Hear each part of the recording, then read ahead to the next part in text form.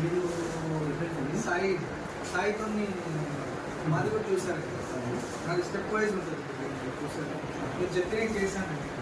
అంటే అప్పుడు నాకు మెంటల్గా కొంచెం టెన్షన్ నిద్ర ఇప్పుడు అలా అని చెప్పారు ఇంకా గుంత ఉంది గేట్ బయట అది మూసేయమన్నారు అది మూసేసాను మళ్ళీ లోపలికి వచ్చినాక ఏమన్నారంటే బెడ్రూమ్లో నైరుతిముగా ఒక ఇట్లా కట్టాలి చిన్న పిల్లర్ లాగా అది కట్టేశాను అల్మారా పెట్టాను అదే విధంగా సేమ్ టాప్ ఫ్లోర్ మీద కూడా మీరు అదే చేయమని చెప్పారు అది చేసేసాను బయట షెడ్ ఉంటే తీయమన్నారు షెడ్ తీసేసాను సో ఈ చేంజెస్ చేశాను చేసి 6 months 1 year అయిపోయింది చేంజ్ చేసిందా చాలా